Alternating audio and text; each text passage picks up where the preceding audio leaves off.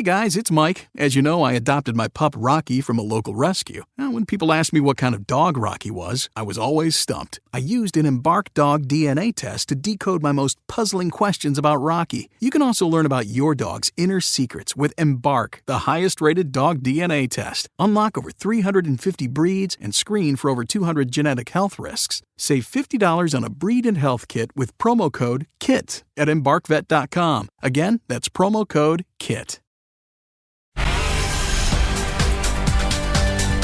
You're listening to The Lion's Den on FNR Football Nation Radio.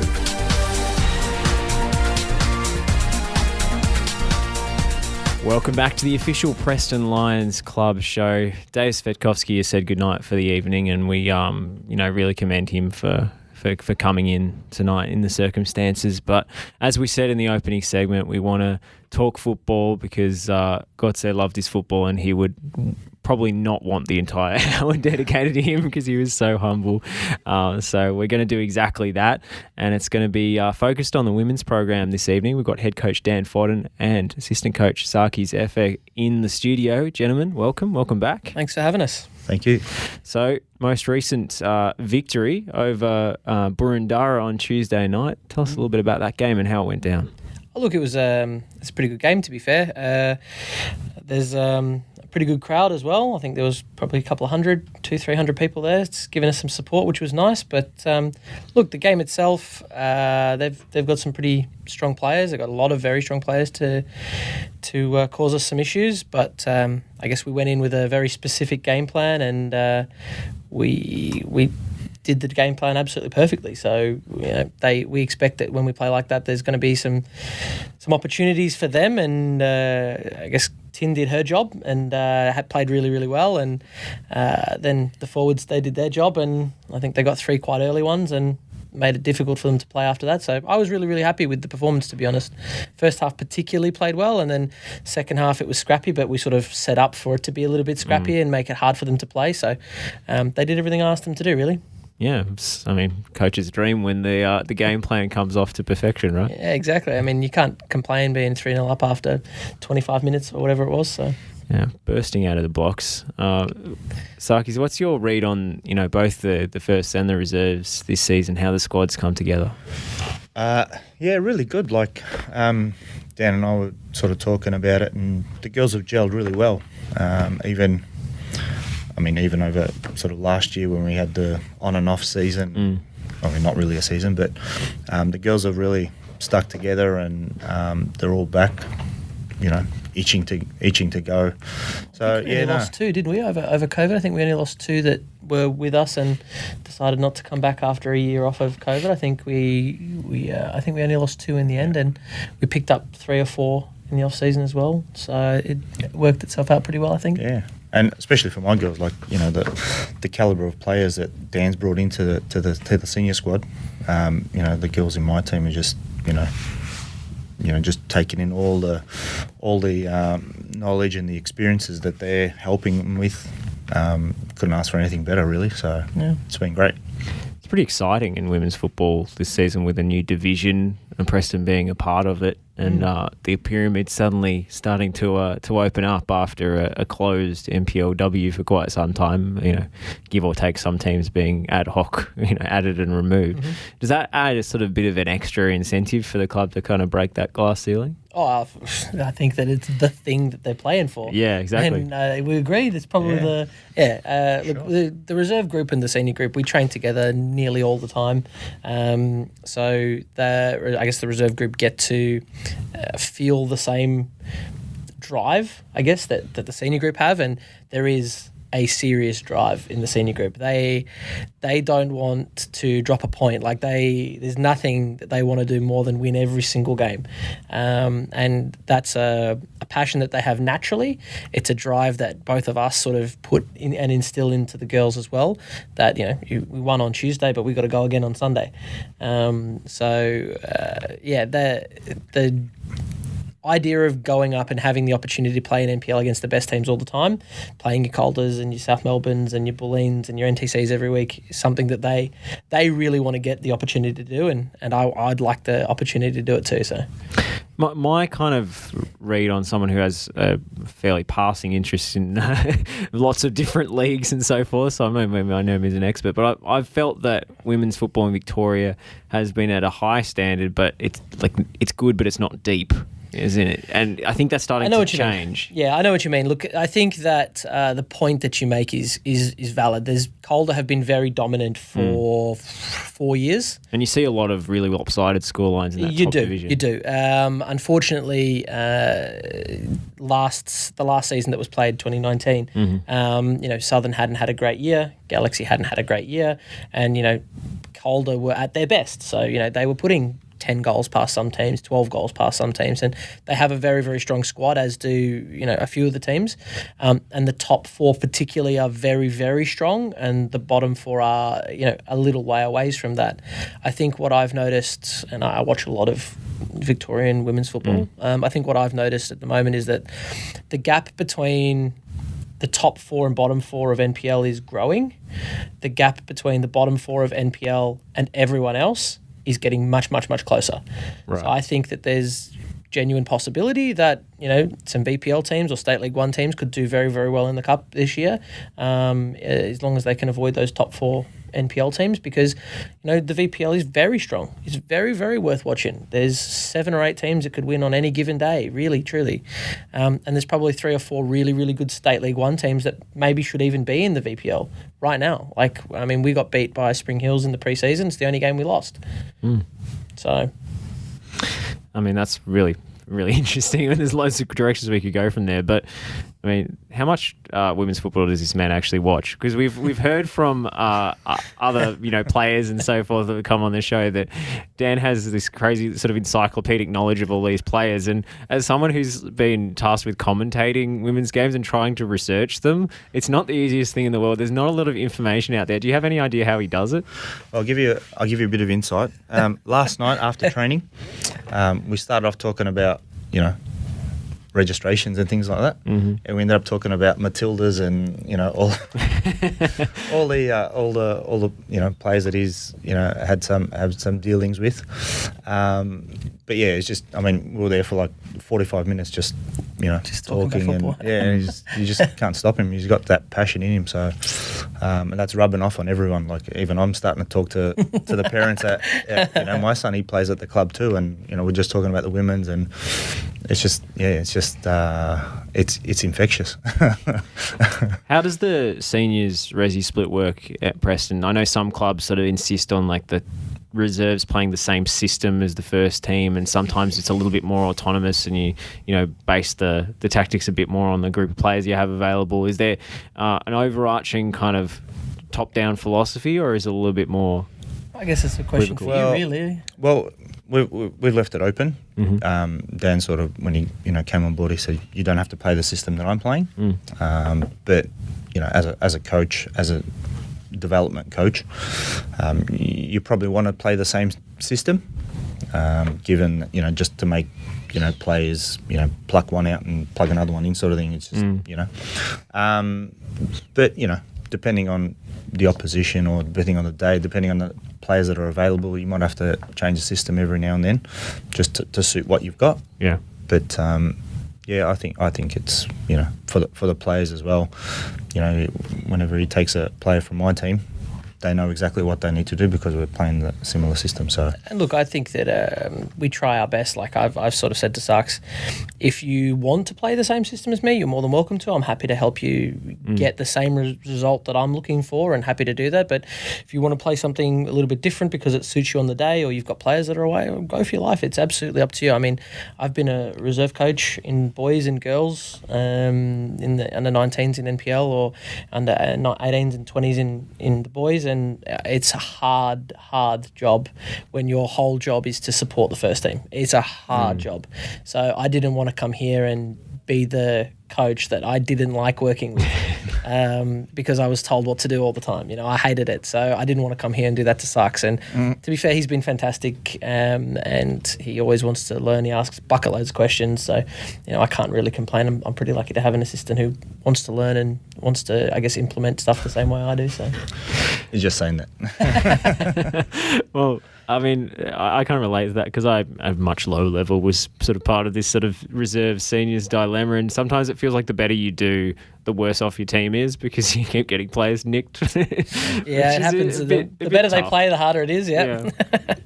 But I mean, what is that style of play that you're striving towards? What in sort of 50 words or less? What's your philosophy with this group?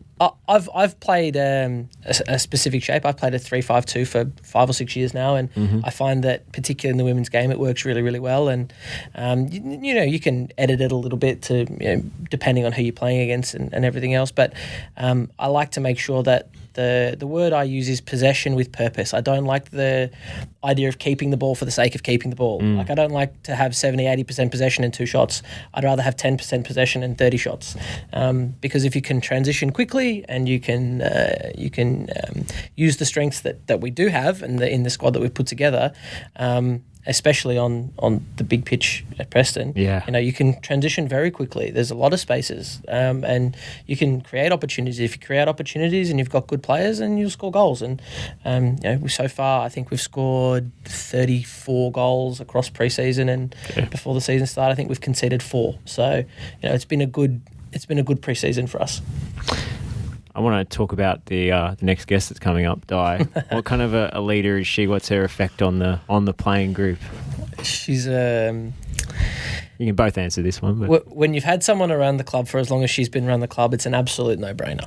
Like, she just understands what the club is about, what the people in the club are wanting from their team, and because she, it is quite a young group, so she is one of the older ones, and her experience, she has an aura is how I'm going to put it. She can stand in a room and not say anything, and she can look at you and you can know that it's time to stop whatever you're doing. Even me, she looks at me sometimes, I'm like, oh, sorry, Di. So she's definitely got a presence that the girls and even me, we know that she's there, and she gives great instruction. She's so encouraging, and the girls love her to bits, and I don't know what it would be like without her. No. It'd be weird, eh? It'd be very weird. Do you have any equivalent personalities that have? I mean, no one an equivalent, I guess. But who stepped up to the leadership roles in the Rezzies this year? We've got a couple of girls. Kayla's one of them. She's one of our defenders, and tall, confident. She stands up when you need someone to. Which is great. I used to be a defender, so that's what you look for. Even Jules is a very smart player. Just understands the game, and both been at the club a while. Yeah. Kayla and Jules have been at the club for a little while before I was there as well. So,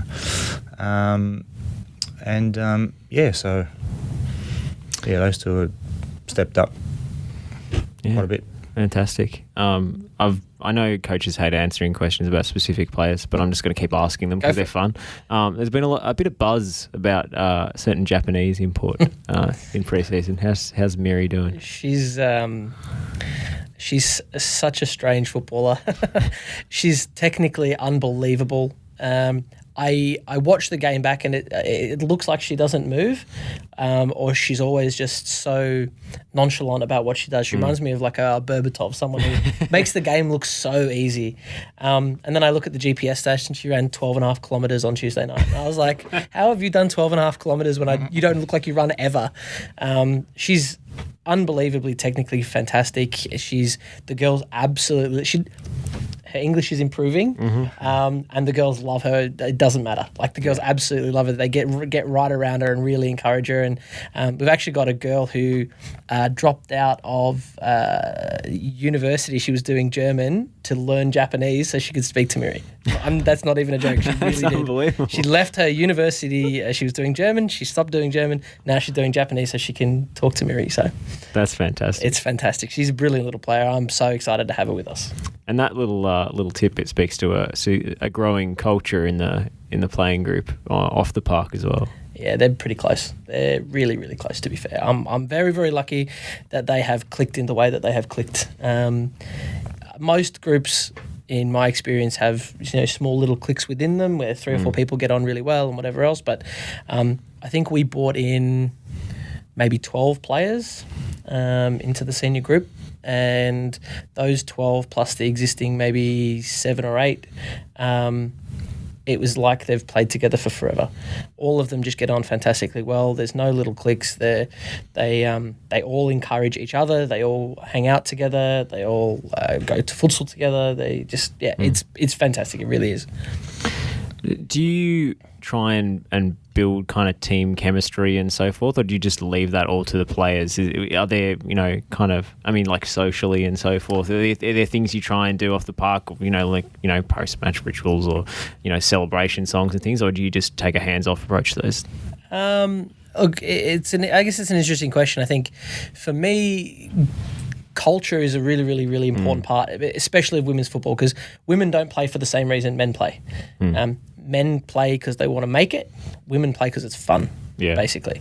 And so to create an environment where it's still competitive, but they enjoy being there is more important than anything. So if you can get a good bunch of players, have them get along and enjoy being there, they will just play well and they will just win games. So for me, I try to stay away from the off-the-field stuff as a group. I speak to nearly every one of our players nearly every day, just to check on how they are, check how they're feeling, how's their body tracking, all those sorts of things. How did they feel about themselves? Gives them some feedback, because obviously I've watched the game back as individuals, but as a group, I don't force them to do anything. I leave them completely to do whatever they feel like doing. Similar approach for you, or? Yeah, similar. When I was waiting for him to sort of answer, but no, we don't do anything. They just get along. They do their own social get-togethers and things like that. Seniors and reserve together as well. Yeah. That's good. Yeah. That's always very promising. Been really lucky. Touch wood. Absolutely. Well, I mean, the club seems to have taken a pretty proactive approach in regards to trying to boost the women's program, and there's talk of council submissions and new synthetic pitches and so forth. How exciting is it to be involved with Preston at the moment, where they are, consciously putting an emphasis on the women's side of things? You were here last year. You can probably see a difference. I was blown away by the way that the club is run. I really did not expect to come into a club and to see it run like this. Like, the Zach and Dave and the guys, the whole team, the committee, and even down to the junior committee. Like, I see them every night, and everyone's just so professional in what they do. They're passionate at the same time, and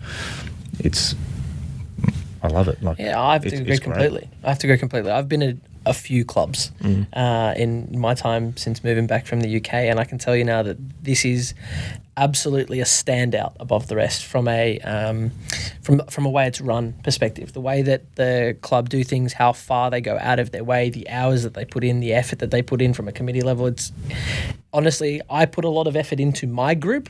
I could put somewhere between 20 or 30 hours a week into my group, and I'm honestly blown away, because I tell you now, Dave spends more than that. Absolutely. I know how much effort I put in, and he's, I would say, double what I do. So the way that the club go about doing it blows my mind, honestly. It's phenomenal. Well, there's our soundbite, and think obligations ticked off for club hierarchy. No, they never ask us to say anything about this stuff. I just keep revisiting it because it always gets like pretty rave reviews. The people in charge at the moment seem to know what they're about, which is really promising. All right, let's do some plugs. So games coming up. Yes. Who are we playing against? What are the stakes involved? Why should people come down and watch? Round one of the season proper on Sunday. The reserves at 1 and we're at 3. Casey Comets at our place. Casey a strong side. Yep. They'll be probably a top 4 side. So they'll be pushing pretty hard, and they'll have their best squad available from what I can tell. So it'll be a very, very good game for round 1 to kick off 2 of the better sides playing for some points finally after a very long time. So get down and come and have a look because it'll be a ripper game. Absolutely. And next round of the Cup, Box Hill. Box Hill, yeah, I think it's somewhere between round 5 and 6, somewhere roughly early May. And Box Hill are obviously historically a very, very strong NPL side. I think that they're maybe not as strong this year as they have been previously. So I think that we've got a really, really good sniff of maybe knocking an NPL team out of the Cup, hopefully. Upset. Yeah, fingers crossed. Well, exciting things are afoot in the Preston women's program. Dan Sarkis, thank you so much for coming down to the studio and having a chat. Thank you. We'll go to a short break. On the other side, we've got Di Pigolovsky, the one and only, joining us in studio. Hey guys, it's Mike. As you know, I adopted my pup Rocky from a local rescue. Now, when people asked me what kind of dog Rocky was, I was always stumped. I used an Embark dog DNA test to decode my most puzzling questions about Rocky. You can also learn about your dog's inner secrets with Embark, the highest-rated dog DNA test. Unlock over 350 breeds and screen for over 200 genetic health risks. Save $50 on a breed and health kit with promo code KIT at embarkvet.com. Again, that's promo code KIT.